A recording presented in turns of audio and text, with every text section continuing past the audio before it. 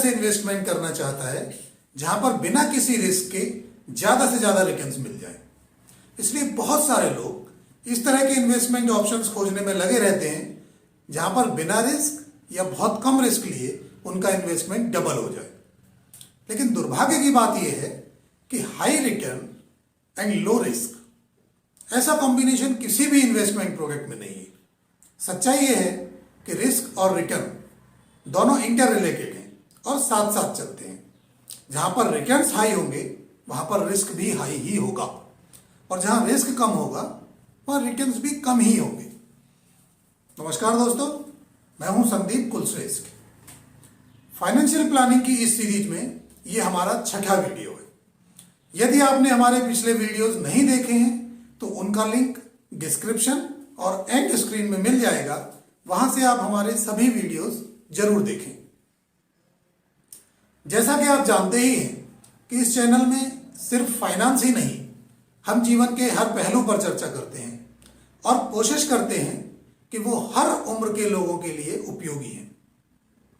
इसलिए यदि आपने हमारा चैनल अभी तक सब्सक्राइब नहीं किया है तो अभी सब्सक्राइब कर लें, जिससे कि आपको हमारे सारे वीडियोस मिल सकें। तो साथियों, बेसिक्स पर बात करने के बाद फाइनली आज हम इन्वेस्टमेंट के बारे में बात करने वाले हैं। आज हम जानेंगे कि हमारे पास इन्वेस्टमेंट ऑप्शंस क्या हैं, हम कहां पर इन्वेस्टमेंट करेंगे। ये ज्यादातर हमारे फाइनेंशियल गोल्स और हमारी रिस्क एपिटाइट, यानी कि हम कितना रिस्क ले सकते हैं, उस पर निर्भर होता है। कुछ इन्वेस्टमेंट ऐसे होते हैं जहां पर ज्यादा रिटर्न्स मिल सकते हैं, लेकिन रिस्क भी उतना ही ज्यादा होता है। इसके विपरीत कुछ इन्वेस्टमेंट ऐसे हैं जहां रिस्क नहीं है या बहुत कम है, लेकिन फिर रिटर्न भी काफी कम होंगे। किस गोल के लिए कहां पर इन्वेस्ट करना चाहिए, इस बारे में हम अगले वीडियो में चर्चा करेंगे। आज हम लोग बात करते हैं कि हमारे पास इन जनरल ऑप्शंस क्या क्या हैं जहां पर हम अपने पैसे को इन्वेस्ट कर सकते हैं। इन्वेस्टमेंट प्रोडक्ट्स दो तरह के होते हैं, एक फाइनेंशियल प्रोडक्ट्स और दूसरे non financial products. Financial products को हम दो पार्ट्स में रख सकते हैं, एक मार्केट लिंक्ड प्रोडक्ट्स जैसे कि स्टॉक मार्केट और म्यूचुअल फंड्स वगैरह, और दूसरा फिक्स्ड इनकम प्रोडक्ट्स या नॉन मार्केट लिंक्ड प्रोडक्ट्स जैसे कि बैंक एफडी या पोस्ट ऑफिस डिपॉजिट वगैरह। नॉन फाइनेंशियल प्रोडक्ट्स जैसे कि फिजिकल गोल्ड या रियल एस्टेट। तो आइए अब विस्तार से बात करते हैं कि अपने फाइनेंशियल गोल्स को अचीव करने के लिए हमारे पास क्या क्या इन्वेस्टमेंट ऑप्शंस हैं। तो नॉन फाइनेंशियल प्रोडक्ट्स में आएगा real estate and physical gold. Market link financial products में आता है स्टॉक मार्केट या डायरेक्ट इक्विटी, म्यूचुअल फंड्स और यूनिट लिंक्ड इंश्योरेंस स्कीम, जिसको यूलिप भी कहते हैं। इसके बाद non market linked financial products या फिक्स्ड इनकम प्रोडक्ट्स में आएंगे बैंक्स के फिक्स डिपॉजिट, पोस्ट ऑफिस के deposits, pension schemes, traditional insurance plans, किसान विकास पत्र या national saving certificates, public provident fund, senior citizen saving scheme, प्रधानमंत्री वय वंदन योजना और भी बहुत सारी ऐसी योजनाएं जो सरकार की तरफ से पोस्ट ऑफिस और बैंकों के माध्यम से चलती हैं। तो आज के इस वीडियो में हम लोग नॉन फाइनेंशियल प्रोडक्ट्स और मार्केट लिंक्ड फाइनेंशियल प्रोडक्ट्स, इनके बारे में ही चर्चा करेंगे। नॉन फाइनेंशियल प्रोडक्ट्स के बारे में सबसे पहले आता है गोल्ड। भारतीय घरों में सोने या गोल्ड का बहुत महत्व है। इसको ज्वेलरी पहनने के हिसाब से तो लिया ही जाता है, कि बहुत सारे घरों में इसको इन्वेस्टमेंट के रूप में भी खरीदा जाता है, और कभी फाइनेंशियल डिफिकल्टी आने पर इसको बेचकर या गिरवी रखकर काम चला लिया जाता है। सभी बैंक गोल्ड के अगेंस्ट में लोन देते हैं, और आजकल तो कई फाइनेंस कंपनियां ऐसी खुल गई हैं जो सिर्फ गोल्ड लोन में ही डील करती हैं। सोना सबसे महंगी धातु है और स्मॉल सेविंग से सोना खरीदना आज की तारीख में थोड़ा मुश्किल है। बहुत से लोग ज्वेलरी न लेकर गोल्ड कॉइन्स में इन्वेस्ट करते हैं। गोल्ड में इन्वेस्ट करना कितना उचित है या इससे कितना रिटर्न्स मिल पाता है, इसके बारे में हम लोग आने वाले वीडियोस में डिटेल में चर्चा करेंगे। Real estate. रियल एस्टेट का मतलब तो आप सभी जानते ही।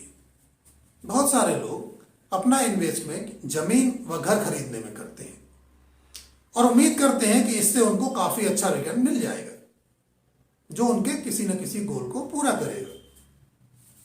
तो साथियों, जिस घर में आप खुद रह रहे हैं उसको कभी भी इन्वेस्टमेंट मत समझिए, क्योंकि ये आपकी बेसिक जरूरत के लिए है। यदि आप एडिशनल घर या जमीन ले रहे हैं तो ये आपका इन्वेस्टमेंट है। आपकी प्रॉपर्टी की वैल्यू या रेंट क्या मिलेगा, ये मेनली प्रॉपर्टी की लोकेशन पर डिपेंड करता है। रियल एस्टेट का इन्वेस्टमेंट आपको कैपिटल एप्रिसिएशन और रेंट दो तरह से इनकम दे सकता है, लेकिन इसमें लिक्विडिटी बिल्कुल नहीं है और इमरजेंसी में इसको बेचना बहुत मुश्किल काम हो जाता है। इसके अलावा इसके लिए बड़े इन्वेस्टमेंट की जरूरत होती है। स्मॉल अमाउंट से आप रियल एस्टेट में इन्वेस्टमेंट नहीं कर सकते। इसमें इन्वेस्ट करना कितना उचित है या इसमें कितना रिटर्न मिल पाता है, इसके बारे में भी हम लोग आने वाले वीडियोस में डिटेल्स में बात करेंगे। तो ये तो हो गई बात नॉन फाइनेंशियल प्रोडक्ट्स की। आइए अब बात करते हैं मार्केट लिंक्ड फाइनेंशियल प्रोडक्ट्स की। तो मार्केट लिंक्ड फाइनेंशियल प्रोडक्ट्स में सबसे पहले बात करते हैं स्टॉक मार्केट या डायरेक्ट इक्विटी की। स्टॉक्स में इन्वेस्ट करना सभी के वश की बात नहीं होती। ये बहुत ही वोलाटाइल असेट क्लास है और इसमें रिटर्न्स की कोई गारंटी नहीं होती। ये काफी रिस्की भी हो सकता है और कभी कभी तो बड़ा नुकसान भी हो जाता है। ना सिर्फ सही स्टॉक चुनना मुश्किल काम है, इसमें एंट्री और एग्जिट की टाइमिंग भी बहुत महत्वपूर्ण होती है।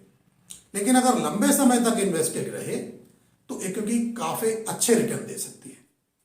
जैसा कि हमने पहले भी डिस्कस किया था कि यदि हाई रिटर्न्स एक्सपेक्ट करते हैं तो रिस्क भी हाई ही रहेगा। इसके बाद बात करते हैं म्यूचुअल फंड्स की। Mutual funds asset management companies द्वारा मैनेज किया जाता है। इसमें जो पैसे हम इन्वेस्ट करते हैं उसे एक एक्सपर्ट फंड मैनेजर मैनेज करता है और वो डिसाइड करता है कि इस पैसे को कहां इन्वेस्ट करना है, जहां से कि अच्छे रिटर्न्स मिल सके।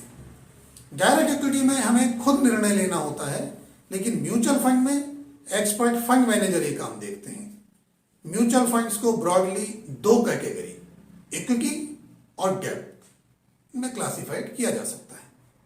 सरल भाषा में कहें तो इक्विटी का मतलब हाई रिटर्न लेकिन हाई रिस्क, और डेब्ट का मतलब लो रिस्क लेकिन लो रिटर्न।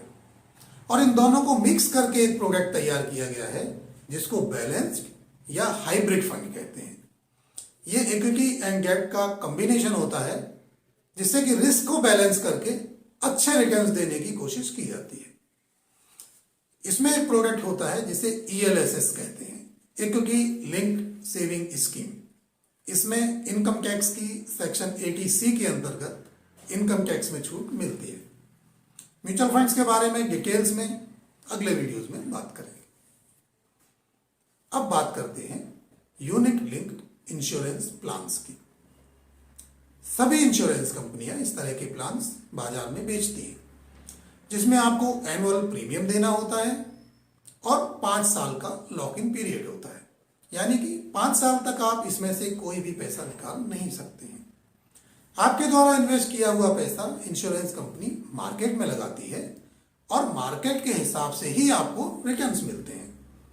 इसमें रिटर्न की कोई गारंटी नहीं होती और अगर फंड ने अच्छा परफॉर्म नहीं किया तो नुकसान भी हो सकता है। इनकम टैक्स की धारा 80C का जो बेनिफिट है वो इसमें भी मिलता है। तो दोस्तों, आज हमने बात की नॉन फाइनेंशियल प्रोडक्ट्स और मार्केट लिंक्ड फाइनेंशियल प्रोडक्ट्स की। अगले वीडियो में हम बात करेंगे नॉन मार्केट लिंक्ड प्रोडक्ट्स के बारे में। इसलिए हमारा अगला वीडियो देखना बिल्कुल भी ना भूलें। थोड़ा डूबा हूं मगर मैं फिर तैर आऊंगा, ऐ जिंदगी तू देख मैं फिर जीत जाऊंगा। तो मिलते हैं अगले वीडियो में। जय हिंद, जय भारत।